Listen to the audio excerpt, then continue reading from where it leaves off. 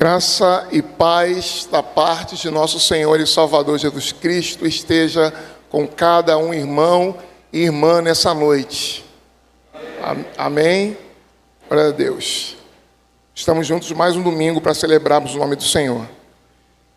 Eu quero, antes de ler o texto, dizer àqueles que não estiveram pela manhã, que nós começamos hoje uma série de pregações cujo tema é peregrinos. Na semana passada nós concluímos a pregação expositiva no livro de Jonas. Foram 5 semanas em que nós tivemos a oportunidade de entrarmos na história, nos dramas, nas realidades em que viveu o profeta Jonas, identificá-lo, nos identificar nele por vezes, identificá-lo por vezes como herói, por vezes também como vilão, e fizemos essa jornada, essa caminhada. E hoje vamos começar, aliás, hoje já começamos pela manhã, uma nova jornada agora no livro, na epístola de Paulo, na epístola de Pedro, Pedro, primeira epístola de Pedro. Paulo está tão presente, mas vamos estudar Pedro. E é engraçado, importante, porque normalmente nós valorizamos em extremo a teologia paulina, e Paulo ocupa uma posição ímpar na história da igreja. Também ele não é nada mais, nada menos que responsável por mais de 1/3 dos livros do Novo Testamento, por ser o sistematizador da doutrina reformada que nós baseamos e sustentamos a nossa fé. Paulo é importantíssimo para nós, mas a Escritura deve ser toda ela ensinada. E ser a Escritura toda ela ensinada inclui também que nós tenhamos uma atenção tão importante e especial a outras vozes do Novo Testamento, como a voz do grande apóstolo Pedro. Vamos então abrir a palavra do Senhor na primeira epístola de Pedro, no capítulo 1, para lermos dos versículos 13 até o versículo 25. Assentado como você está, você vai acompanhar a leitura comigo, você vai permanecer em espírito de oração e nós vamos então aprender um pouquinho sobre a palavra, sobre aquilo que o apóstolo Pedro tem para nos ensinar e temos a aprender com a vida e com a história, a teologia, a vida do apóstolo Pedro a partir dessa epístola. Então, começamos esse mês, pela manhã, o tema desse mês é peregrinos, baseado na epístola do apóstolo Pedro, a primeira epístola do apóstolo Pedro. Vamos ler então dos versículos 13 até o versículo 25, você leia comigo de forma alternada o texto que diz assim: por isso, cingindo o vosso entendimento, sede sóbrios, e esperai inteiramente na graça que vos está sendo trazida na revelação de Jesus Cristo. Vocês.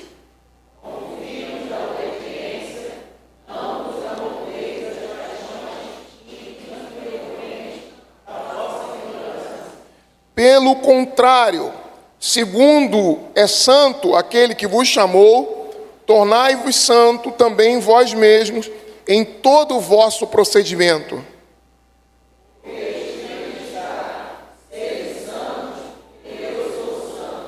Ora, se invocais como Pai aquele que, sem acepção de pessoas, julga segundo as obras de cada um, portai-vos com temor durante o tempo da vossa peregrinação.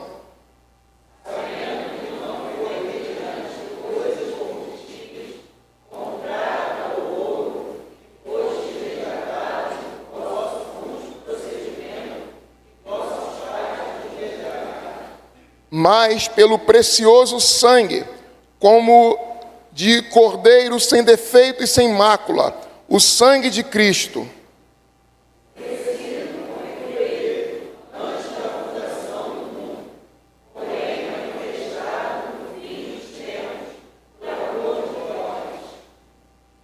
que por meio dele tendes fé em Deus, o qual ressuscitou dentre os mortos e lhe deu glória, de sorte que a vossa fé e esperança estejam em Deus.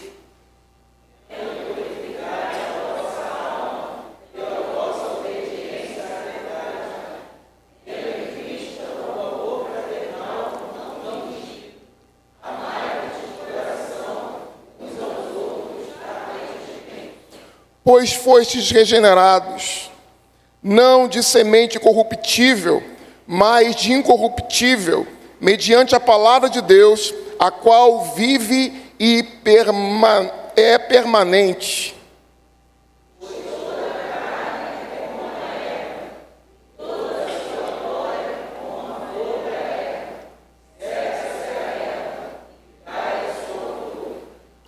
A palavra do Senhor, porém, permanece eternamente.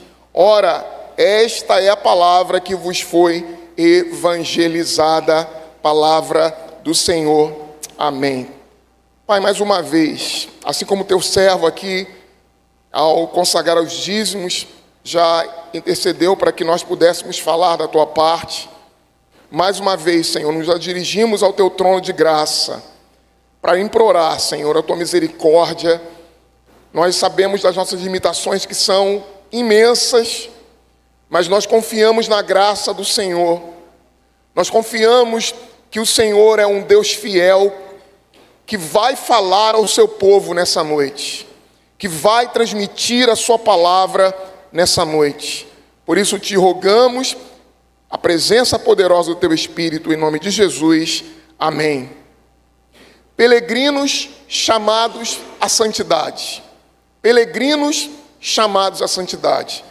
A gente primeiro precisa entender, e mais uma vez, falarmos sobre o que significa ser peregrino na perspectiva do Novo Testamento e na perspectiva do apóstolo Pedro. Isso já foi elencado e falado pela manhã, mas eu preciso trazer a você mais luz sobre esse termo, sobre essa expressão, sobre as consequências que ela possui para nós, sobre o lugar que nós ocupamos dentro dessa imagem construída no Novo Testamento a partir do apóstolo Pedro. Quem são os peregrinos? A quem o apóstolo Pedro dirige essa epístola? Que lugar é esse que nós ocupamos no mundo que faz de nós peregrinos? Peregrinos significa, antes de qualquer coisa, alguém que é estrangeiro, estranho.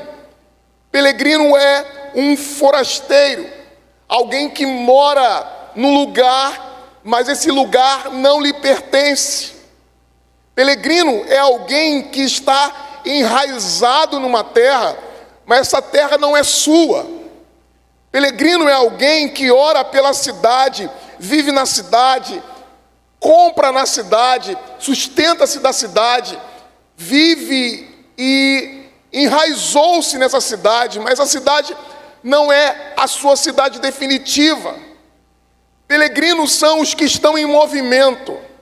Peregrinos são os que não têm um destino ou uma casa definitiva, não encontram na cidade uma habitação permanente, não encontram acolhimento. Peregrino é alguém que está de passagem. Peregrino é alguém que sabe que aonde está, por mais que se tenha a necessidade de não se distanciar de forma definitiva do lugar onde se está, sabe-se que o seu lar, que a sua morada definitiva não é aonde ele está. O peregrino, ele pode lutar pela cidade, amar a cidade. O peregrino, ele por vezes apega-se às realidades da cidade, mas a cidade que ele está plantado não é a sua cidade. Ele está consciente de que a sua pátria, a sua morada, não é essa. O peregrino é alguém que entendeu que esse mundo e todas as realidades desse mundo não são suas. Todo o sucesso desse mundo, por maior que seja, não podem trazer ao coração daquele que entendeu que a sua casa, a sua morada, não é nesta terra.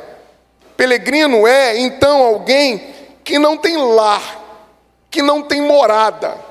É interessante que no texto original, peregrino é chamado de paraikos.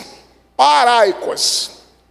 Alguém pode logo associar a ideia de que o paraikos é algo diferente do oikos, que nós estudamos aqui sempre que falamos dos pequenos grupos. Porque o oikos, no Novo Testamento, é a tradução de lar. O oikos é a tradução de casa. O oikos é a rede de pessoas que formam a família. O oikos é a rede de pessoas que formam o grande parentesco que nós possuímos. Então todos nós temos o nosso oikos, a nossa família, a nossa história, a nossa terra. Mas o peregrino, ele é o paróicos, é aquele que não tem terra, é aquele que não tem família, é aquele que não tem lugar definitivo, é aquele que não encontra nesse mundo, nessa cidade, um lugar permanente. Então, se nós falamos do oiko como o lar e a morada, o paróicos, o peregrino, é alguém que não tem lar, é alguém que não tem morada.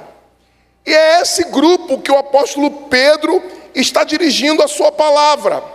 O apóstolo Pedro está dirigindo a sua epístola a esses forasteiros, a esses que não têm lugar, a esses que não têm morada, a esses que não têm casa.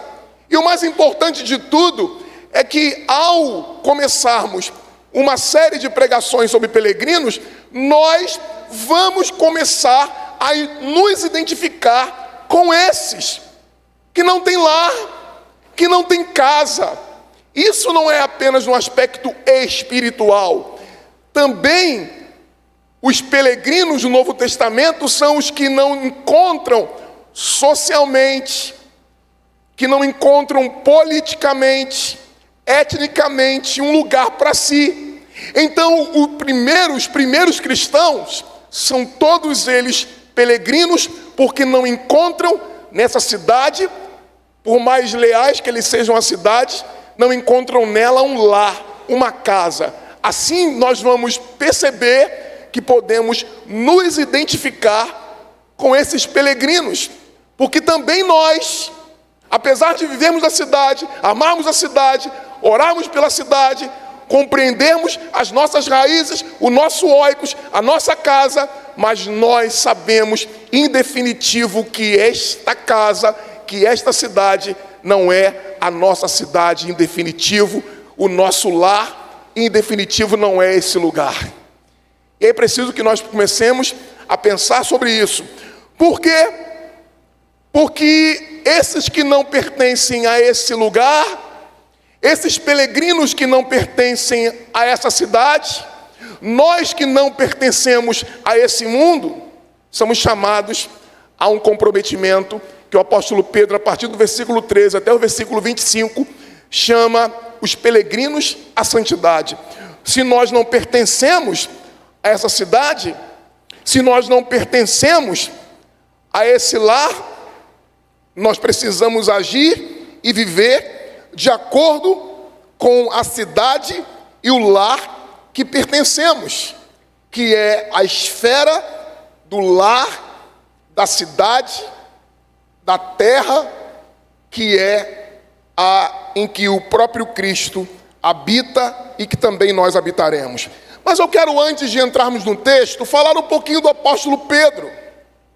O apóstolo Pedro, ele poderia ser definido a partir de 3 adjetivos que eu vou aqui falar. O apóstolo Pedro é um discípulo de Jesus. O apóstolo Pedro é um apóstolo de Jesus, e o apóstolo Pedro é um mártir da igreja. O apóstolo Pedro, ele, como discípulo, em todas as listas de discípulos, quando você lê o Novo Testamento, quando você lê os Evangelhos, você percebe claramente que, ao fazer uma lista dos primeiros discípulos, o apóstolo Pedro sempre é chamado e é numerado, listado como o primeiro dos discípulos de Jesus. Isso não acontece apenas nas listas, mas nas cenas e nos episódios e nos eventos do Novo Testamento, você percebe que Pedro está sempre pronto a se posicionar, a responder, a dar respostas claras sobre aquilo que crê. Pedro não pode ser considerado de forma alguma, apesar do episódio da negação, um covarde, porque Pedro se lança, e nesse lançar-se, ao lançar-se na busca de se conhecer o ministério de Jesus e a vida de Jesus, por vezes ele comete equívocos, mas ele não se furta jamais a experimentar e a viver essa relação de proximidade com Jesus. Pedro é discípulo, mas Pedro também, além de discípulo, Pedro é apóstolo. E como apóstolo, nós, como começamos a falar, normalmente damos todo o crédito pela teologia, soterologia e por os principais pontos das doutrinas relacionadas à salvação. Nós damos crédito normalmente ao apóstolo Paulo. É no apóstolo Paulo que nós, por vezes, enxergamos com clareza a crucificação, a morte e a redenção de Cristo como um ato salvífico. Os evangelhos apenas apontam que o Filho de Deus morreu, mas para nós, para a maioria de nós, fica claro o sentido dessa morte e o sentido dessa ressurreição dos mortos a partir da ótica do apóstolo Paulo. Mas eu quero dizer para você que o apóstolo Pedro não foi um teólogo sistematizador, não foi, como o apóstolo Paulo, um profundo conhecedor da tradição hebraica. O apóstolo Pedro, ele não frequentou a sinagoga como mestre, como o apóstolo Paulo, mas o apóstolo Pedro, ele é o primeiro a formular um termo que serve para basear toda a teologia e toda a doutrina da salvação, que é na boca de Pedro, em Atos dos Apóstolos, que nós vemos pela primeira vez o termo Ebé de Javé, ou seja, servo de Deus, servo sofredor, que remete à obra expiatória de Cristo, que remete ao fato de que Jesus não teve uma morte qualquer, de que a morte de Jesus, ela não é uma morte de um herói, não é a morte de alguém que no seu altruísmo se importa e se preocupa com os outros. É o apóstolo Pedro que vai dar conotação e sentido teológico pela primeira vez, que a morte de Jesus obedece a um desígnio de Deus, obedece a um plano salvífico de Deus. O apóstolo Paulo, sim, vai elaborar a teologia e vai nas suas epístolas trazer isso com muito mais refinamento do que o apóstolo Pedro. Mas o apóstolo Pedro também, nas suas limitações por ser um pescador, ele é o primeiro a lançar as bases para que nós venhamos a compreender o que significa a doutrina da salvação. O apóstolo Pedro é chamado pelo próprio Jesus de rocha, de pedra. Ele é, sim, a pedra que dá à igreja os primeiros alicerces para que essa igreja fosse fundamentada.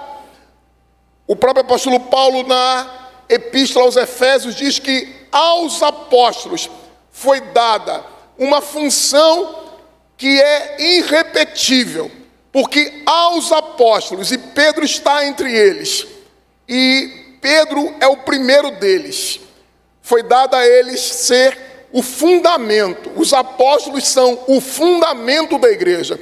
É por isso que não há repetição no apostolado, porque o apostolado é único e obedece a uma ordem que não pode mais ser repetida hoje, porque ela cessa com a morte de todos os apóstolos. Pelo menos na nossa perspectiva reformada, nós vemos Pedro como a pedra, a rocha, assim como os outros apóstolos, aquele sobre quem Jesus anuncia que iria edificar a igreja, iria edificar a igreja a que ele ama. Mas Pedro não é apenas um grande mestre, um grande apóstolo e discípulo. Pedro é também mártir. Pedro, assim como os apóstolos, morrem por causa da fé que creem. A fé, no início do Evangelho, no início do Novo Testamento, não trata-se de algo que se opta por mera convenção social. Ao se tornar cristão, está se colocando a própria vida em risco. E o apóstolo Pedro sabe disso. E morre crucificado. Assim como outros apóstolos, o apóstolo Pedro morre assassinado por causa da sua fé e da sua ligação com Jesus Cristo. Mas o apóstolo Pedro não é apenas um herói, usando a terminologia que usamos em relação ao profeta Jonas. O apóstolo Pedro também é sanguíneo, o apóstolo Pedro também é impulsivo, o apóstolo Pedro também é temperamental, é visceral, é falastrão. E esse apóstolo Pedro é moldado pelo próprio Deus para escrever essa epístola, para escrever aos forasteiros, como hoje pela manhã nós começamos a epístola dizendo: Pedro, apóstolo de Jesus Cristo, aos eleitos, que são o quê? Forasteiros, que são peregrinos, que não têm lugar que os enraize, que são e vivem e são chamados ao movimento, porque o lugar onde eles estão não é o seu lugar definitivo. Então, meus irmãos, feitas todas essas observações importantes, você e eu podemos então entender melhor o texto, porque o texto caminha dentro desse tema. Nós somos peregrinos e somos chamados à santidade. Nós não pertencemos a esse lugar, exatamente por isso precisamos agir de acordo com o lugar para onde nós seremos levados de forma definitiva e viveremos.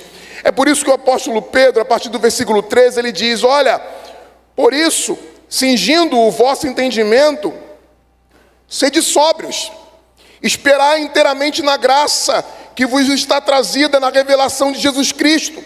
O apóstolo Pedro começa aqui uma série de imperativos, de ordens a esses peregrinos, chamando-os à santidade. É preciso que você comece a se identificar com esses peregrinos, com esses forasteiros, porque você e eu estamos aqui apenas para vivermos de forma temporária, amém? A nossa pátria não é esta. Nós não iremos alcançar da parte daqueles que vivem na cidade, a parte daqueles que vivem nesse mundo, aplausos, muito menos ainda iremos ser compreendidos e acolhidos, porque esse lugar onde estamos aqui vivendo seja mais confortável possível, não é o nosso. O nosso lugar e a nossa realidade é para além de tudo aquilo que nós conhecemos agora. Ou seja, o que o apóstolo Pedro está aqui nos ensinando é o seguinte: vivam de acordo com o que vocês foram chamados a ser, e vocês foram chamados a serem santos. Quando você lê esse termo, cingindo o vosso entendimento, eu entendo e busco e compreendo ao estudar o texto que trata-se cingir o vosso entendimento. A ideia do apóstolo Pedro é de que nós não devemos permitir que qualquer coisa nos atrapalhe ou atrapalhe o nosso entendimento. Por que esse termo é utilizado? Porque cingir os lombos, cingir, significava dizer o seguinte: amarrar a roupa, amarrar as vestes, que eram longas, o braço, para que ao caminharem pela cidade, essas vestimentas não atrapalhassem a sua locomoção, porque a ideia o tempo todo aqui do apóstolo Pedro é de movimento. Vocês estão numa jornada, então nessa jornada que vocês como peregrinos vão viver por toda a vida, tudo que os atrapalha de fazerem dessa viagem, ou fazer essa viagem ser a mais útil, a mais rápida, a viagem sem nenhum tipo de obstáculo e impedimento, então ele diz: olha, vocês precisam cingir, vocês precisam preparar-se, preparar as roupas de vocês para que a caminhada de vocês seja uma caminhada fácil. A tradução literal desse termo é cingindo os quadris do vosso entendimento. O que significa dizer que o apóstolo Pedro está dizendo para a gente: preparem a sua mente para agir, preparem as suas vestes para agir, preparem-se para viver essa jornada como peregrinos nessa terra. Tirem do caminho de vocês tudo aquilo que os impedem de fazer uma jornada de sucesso. E sucesso é bem diferente daquilo que nós compreendemos na sociedade hoje. Não é o sucesso dos coaches, não é o sucesso dos empreendedores, não é o sucesso daqueles que são aclamados pela mídia, pela grande mídia, diria o Hugo se estivesse aqui. Não trata-se disso. Trata-se de que cingir significa se resguardar de tudo que impeça o seu entendimento e a sua caminhada de ser uma caminhada eficaz. Tudo que atrapalha você de continuar como peregrino, fazendo o seu trabalho, deve ser então eliminado. O entendimento é tudo que te impede de caminhar, todo o empecilho deve ser retirado do seu caminho. É a primeira admoestação do apóstolo Pedro. Tire do seu caminho tudo que lhe atrapalha de continuar a sua jornada. Mas ele continua na frase seguinte: olha, sede sóbrios. E isso se repete de forma insistente na epístola de Pedro. Por 3 vezes o apóstolo Pedro diz isso: sede sóbrios, sede sóbrios, sede sóbrios, sede sóbrios. E aí nós vemos um eco da teologia paulina. Aliás, vamos falar o contrário. Há um eco na teologia paulina da influência petrina, já que Pedro é quem é a origem do apostolado no Novo Testamento. Ou seja, sede sóbrio é o mesmo que Pedro dizer para mim e para você: tenham o controle da situação, sejam e vivam com sobriedade. O apóstolo Paulo, ao falar sobre sobriedade, ele opõe ao estado oposto, que é a embriaguez. O apóstolo Paulo esclarece melhor que não ser sóbrio é estar embriagado, é estar intoxicado. Então, o que o apóstolo Pedro está dizendo para a gente é: primeira coisa, livre-se daquilo que os atrapalha de seguirem na sua jornada. Segundo, sejam sóbrios, não entorpeçam o corpo e a mente de vocês com o que os embriaga. Afastem-se dos excessos, tenham autocontrole. Esse é o chamado para a santidade. É como se o apóstolo Pedro dissesse para a gente: olha, já que vocês não são dessa terra, já que vocês são peregrinos, já que vocês não são desse mundo, não podem viver como esse mundo vive. Vocês não podem viver como as pessoas dessa cidade vivem. Vocês precisam agir diferente. Vocês precisam ser sóbrios. Vocês precisam ter autocontrole. Vocês precisam ser perfeitamente sóbrios. A frase seguinte diz: esperai inteiramente na graça. Esperai inteiramente na graça. Ou seja, coloquem todas as suas esperanças na graça que será dada. Pedro está dizendo para mim e para você: não criem expectativas em relação aos outros, em relação à sociedade, em relação às pessoas, para que elas venham facilitar o seu caminho, a sua jornada. Pense como peregrino. Pense aqui que estamos começando uma jornada.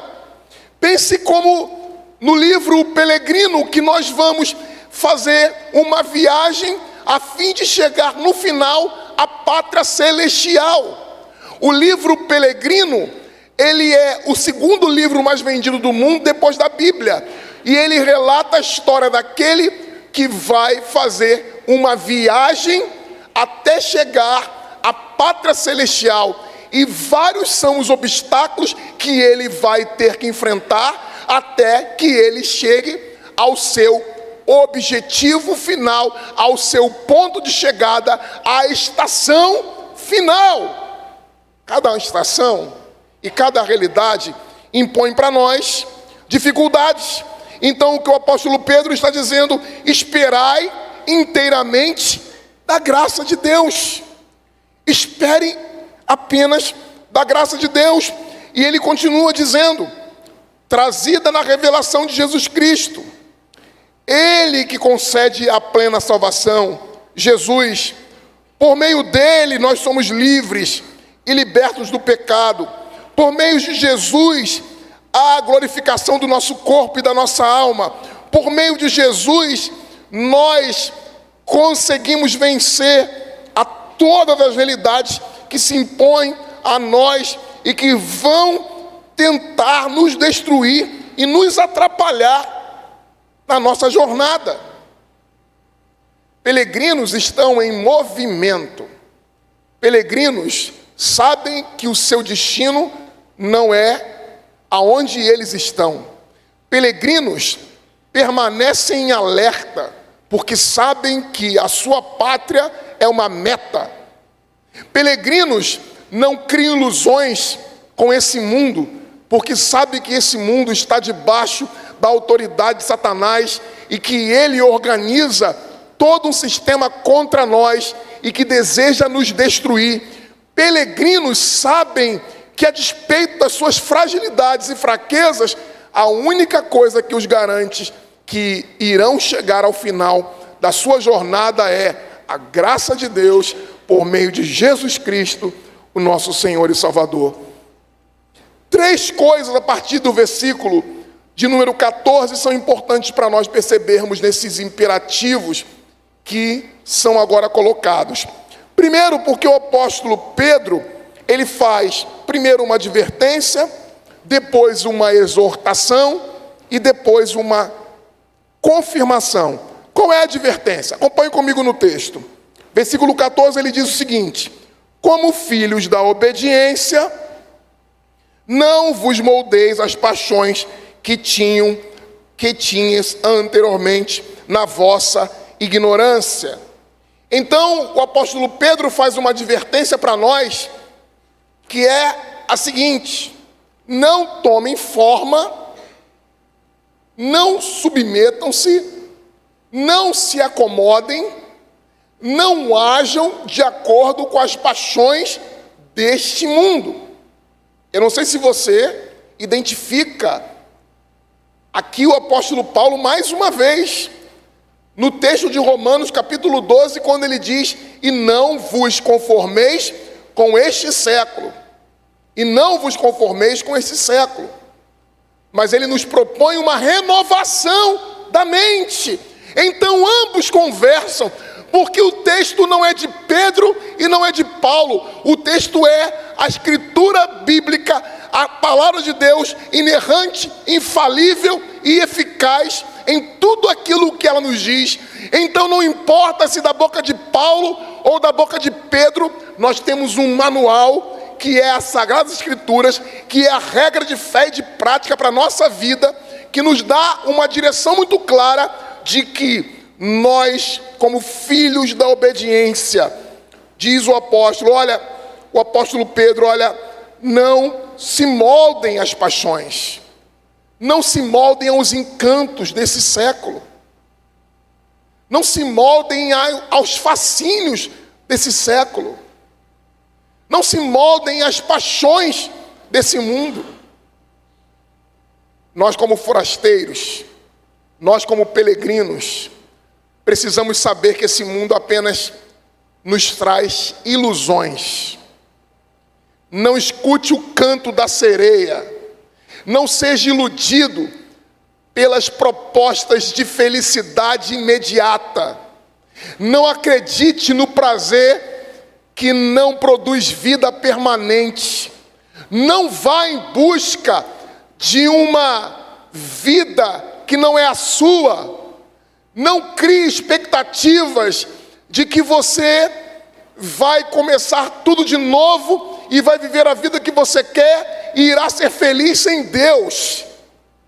É loucura, é estupidez, é ignorância e é insensatez quando nós queremos forjar e criar a nossa história a despeito de Deus. Pelo contrário, Ele nos dá essa informação: não andem em acordo com esse mundo, busquem viver em santidade, busquem viver como filhos obedientes. Versículo 14 diz isso, e o versículo 15 também complementa, porque o versículo 14 fala do aspecto negativo, ou seja, não moldeis as paixões. Versículo 15 dá para a gente uma direção mais clara, o aspecto positivo. Ele diz, pelo contrário, segundo é santo aquele que vos chamou, tornai-vos santo também vós mesmos, em todo o vosso procedimento. Ao invés de vocês, como peregrinos, mergulharem na imundície da sociedade que nós estamos vivendo, onde o sexo livre, onde o dinheiro fácil, onde o poder a qualquer custo, onde a vida e a felicidade vale a pena, não importa se você vai destruir a vida dos outros, que é a lógica dessa sociedade que nós vivemos. É essa lógica, é essa visão, é esse tipo de vida que nos propõe? Não, pelo contrário, o que diz o apóstolo Pedro é: sejam santos, sejam separados, vocês não pertencem a esse mundo, vocês são peregrinos, porque antes de perfeição moral, a ideia de santidade na Bíblia é de separação. Sim, santidade significa buscar e viver uma pureza, uma santidade que se reflete nos atos que eu pratico e naquilo que faço. Sim, santidade é não agir de acordo com o mal. Santidade, sim, é manter-se longe do mal. Santidade, sim, é negar o pecado. Mas santidade, antes de qualquer coisa, desde o Antigo Testamento, é: o que é santo é aquilo que é separado. O que é santo é aquele que não vive de acordo com a lógica desta sociedade. O que é santo é aquele que foi consagrado para viver um outro tipo de vida. Quem é santo, então? Os peregrinos são santos. Os forasteiros são santos. Sabe por quê? Não porque são perfeitos, porque nós não somos, mas porque eles são separados para viver um outro tipo de vida, para experimentarem um outro tipo de realidade, e porque eles sabem que este mundo não é sua pátria, não é sua casa, não trata-se de um ambiente que os acolhe, é um ambiente hostil e nós não pertencemos a esse lugar. Nós não somos daqui. Nós precisamos nos lembrar de que nós não somos daqui, de que a nossa pátria não é aqui, de que a alegria indivisível que nós desejamos experimentar não nos será dada aqui. Com isso, eu não estou propondo uma alienação desse mundo. Eu não estou propondo que nós viremos as costas para esse mundo, mas que o nosso coração seja completamente do Senhor e nós compreendamos que o nosso trabalho aqui é mudar, é transformar, é implantar o reino de Deus nessa terra. Amém? Você está entendendo? Se você está entendendo, diga amém. Então a advertência do apóstolo Pedro é essa: o mundo tem seus encantos, o mundo tem seu estilo de vida, os crentes podem inclusive ser atraídos pelo mundo, mas a advertência de Pedro é: não cedam aos desejos perversos, não se amoldem, não, é uma proibição, e a exortação vem em seguida. Lembre-se que eu falei que havia uma advertência. A advertência é: como filhos obedientes, não vos moldeis. Essa advertência vem com uma proibição: não se amoldem. Mas depois da advertência vem uma exortação a uma ação prática: sejam santos. É o que está lá em Levíticos 19: sejam santos como Deus é santo. Qual é a relação da nossa santidade? Qual é a base da nossa santidade? Quem é que garante a nossa santidade? É o nosso braço, é o nosso esforço, é a nossa disciplina, é a nossa persistência, é o nosso desejo, é a nossa motivação. Porque algumas pessoas permanecem fracassando em se tornarem santos, porque estão dependendo da sua motivação, e motivações, elas desaparecem frequentemente e rapidamente. Nós somos e nos tornaremos santos por causa não da nossa motivação, não da nossa persistência e disciplina, mas porque nós estamos em Cristo e Ele é santo. E se nós estamos em Cristo e Ele é santo, também nós somos santos, porque nós somos como Ele é. Nós estamos nele. Nós pecamos, sim, nós pecamos. Nós agimos ainda de forma imperfeita, sim, nós agimos. Mas nós somos santos, porque o destino de Cristo é o nosso destino. Porque aquilo que Ele fez na cruz por nós é eficaz. O sacrifício dele é eficaz. Ele morreu plenamente para o pecado. Então nós morremos para tudo aquilo que ele morreu. Nós morremos para o pecado porque ele morreu para o pecado. O apóstolo Paulo, no capítulo 7 de Romanos, ele diz: não sejais escravos do pecado, não reine mais o pecado sobre vocês, porque vocês não são mais escravos do pecado, porque vocês morreram para o pecado e agora vocês vivem para Deus. Talvez você não saiba, mas você foi liberto do pecado. O pecado não domina mais você. Você ainda pode pecar no sentido de que isto pode acontecer. Não entendam quando eu falo pode pecar, que eu estou liberando você para pecar. Não, eu estou dizendo que você pode acontecer de você ainda pecar, mas você não é mais escravo do pecado, porque você foi liberto por causa do sangue de Cristo, pela ressurreição dos mortos. Você e eu não somos escravos de uma vida miserável. Nós não precisamos viver sendo arrastados pelo pecado, vivendo uma vida de miséria. Não, Cristo nos libertou. Cristo nos libertou. Nós fomos perdoados por Ele e a vida dele está em nós. Cristo vive em mim, diz o apóstolo Paulo. Já não vivo eu, mas Cristo vive em mim. Isso não é privilégio do apóstolo Paulo, isso não é privilégio do apóstolo Pedro, isso é uma realidade que precisa tocar a cada um de nós. Cada um de nós. Ele continua nos advertindo, dizendo: olha, como está escrito, sede santo, porque eu sou santo. Ora, se invocais como Pai aquele que sem acepção julga segundo as obras de cada um, portai-vos com temor durante o tempo da vossa... Os peregrinos fazem peregrinação. Olha para mim, presta atenção numa coisa. O que o apóstolo Pedro está dizendo para a gente é: o tempo da nossa peregrinação é um tempo de provações.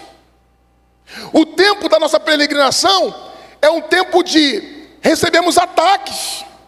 Quando você lê o livro Peregrino, você vai perceber que até chegar à pátria celestial, ele sofre diversos ataques, provas, porque o cristão, ele não é destruído pelas provas, como nós vimos pela manhã. Pelo contrário, as provas, as tribulações, as tristezas, os sofrimentos, diz o apóstolo Pedro, no versículo 3, no versículo 4, em diante, ele diz que nos regenerou para uma viva esperança, mediante a ressurreição de Jesus Cristo dentre os mortos, para uma herança incorruptível, ou seja, que jamais vai se corromper. Mais que isso, ele nos regenerou para uma herança incorruptível, sem mácula, sem manchas, imarcessível, que não envelhece. Aquilo que Deus fez não caduca, reservada nos céus para vós outros. E ele diz no versículo 6: nisso exultai, embora no presente tempo, leia comigo, 1, 2, 3 e... embora no presente tempo, se necessário, sejais o quê?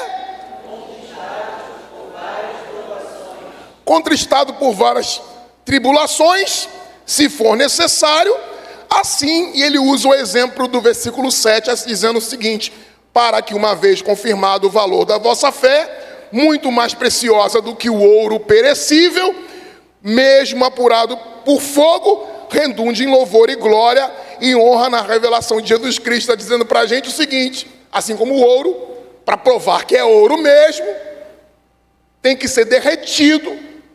O ouro, para ser qualificado e reconhecido como metal precioso, e para ser então legitimado como o metal mais precioso que nós conhecemos, precisa passar pelo fogo, ser queimado, ser então lapidado, ser apurado pelo fogo. Assim também nós. Então eu volto para o texto para dizer para você: olha, meu irmão, minha irmã, nós somos e estamos numa peregrinação. Essa peregrinação exige de nós santidade, exige de nós autocontrole, exige de nós que nos livremos de tudo que nos atrapalha de seguirmos a Cristo. Versículo 18, já partindo para o final, diz o apóstolo Pedro o seguinte: sabendo que não foi mediante a coisas corruptíveis, não foi, como prata ou ouro, que foste resgatado do vosso fútil procedimento que vossos pais vos legaram.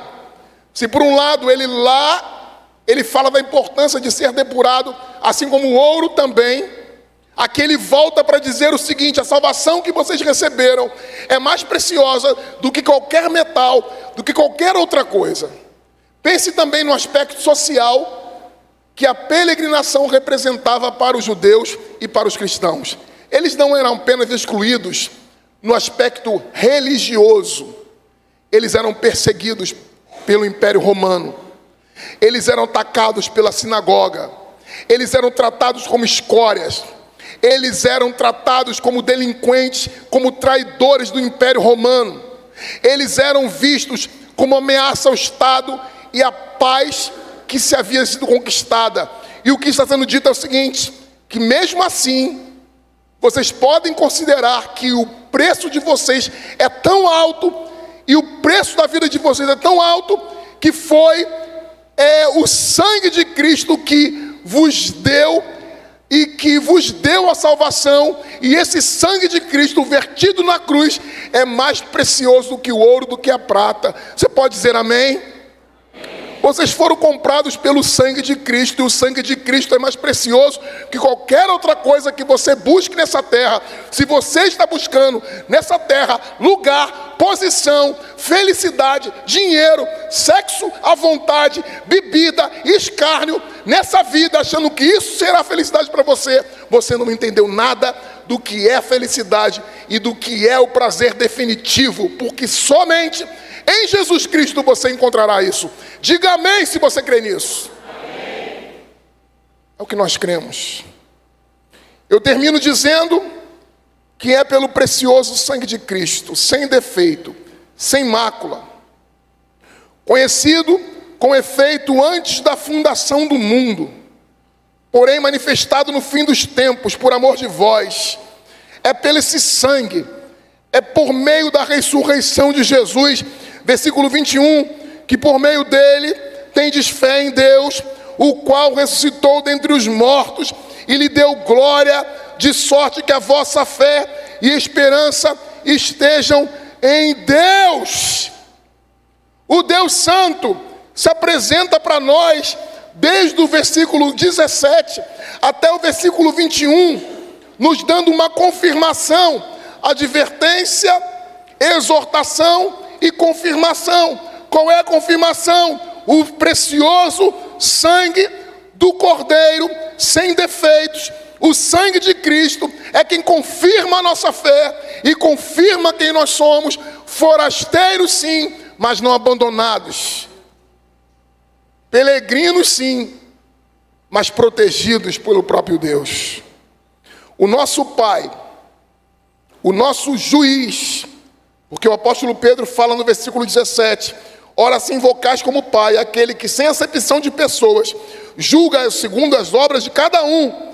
Ou seja, ele se apresenta como Pai e também como juiz, Pai dos filhos da obediência, resgatados pelo precioso sangue de Cristo, e juiz imparcial. Por que juiz? E por que ele enfatiza também o juízo de Deus? Ele enfatiza isso também para nos chamar a atenção da responsabilidade de cada um.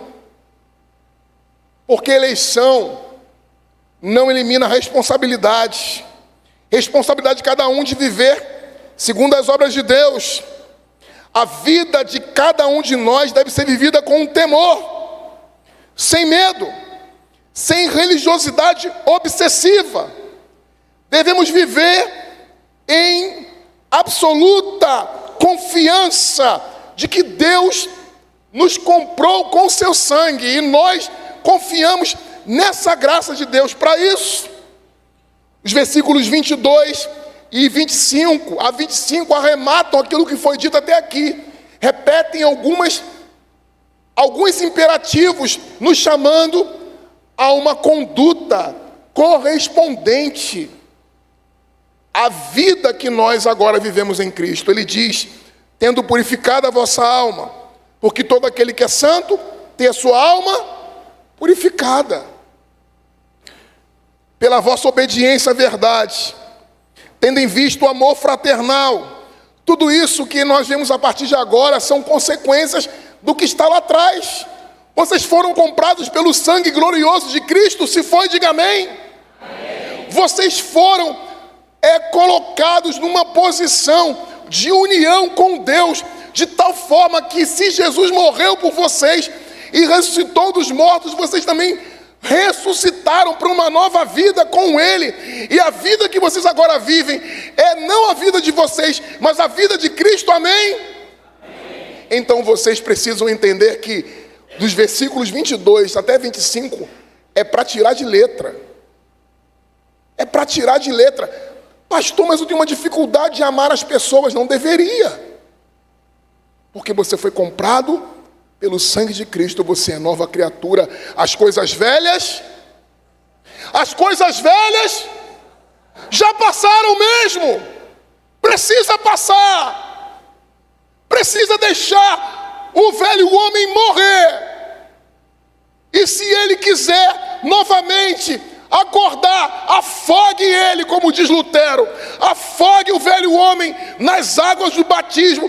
Todas as vezes que o velho homem quiser vir à tona, afogue o velho homem, até que ele morra definitivamente, e até que só reine uma pessoa, Cristo Jesus, na sua vida e na minha vida, porque nós somos de Cristo, a vida dele é a nossa vida, a realidade que ele vive agora é a nossa.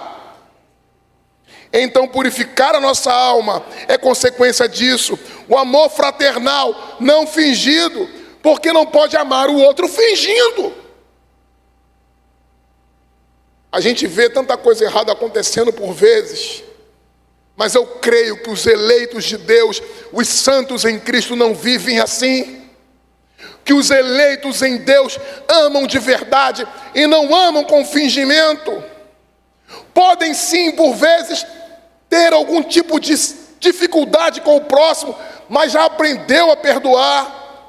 Não vive na falsidade, não vive no fingimento.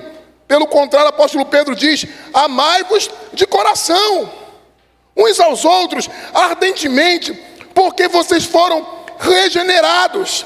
Diz o apóstolo Pedro, versículo 23, pois fostes regenerados, não de semente corruptível, mas de incorruptível. Qual é a semente que nós fomos regenerados? A palavra de Deus, que vive eternamente. Glória a Deus, porque esta palavra que nos santifica não é subir um monte, não é para vigília, não é nada disso. Tudo isso pode tornar-se instrumentos que nos enriquece, que nos fortalece, mas não são a causa da nossa santidade. A causa da nossa santidade é a palavra de Deus, a palavra que nos confronta, a palavra que nos muda pelo poder do Espírito Santo. E ele diz: porque toda a carne é como a erva, e toda a sua glória como a flor da erva, seca-se a erva e cai-se a flor, mas a palavra de Deus, porém, permanece eternamente. É para dizer o seguinte: a natureza sofre oscilações, as plantas sofrem oscilações, elas nascem, florescem, morrem, secam e murcham, mas a palavra de Deus permanece para sempre, para sempre, para sempre. De forma que o Senhor falou, e aquilo que Ele fez permanecerá como realidade para nós. Nós somos peregrinos, nós não vivemos aqui acreditando que aqui será a nossa pátria definitiva. Nós somos chamados à santidade. Que o Senhor nos abençoe.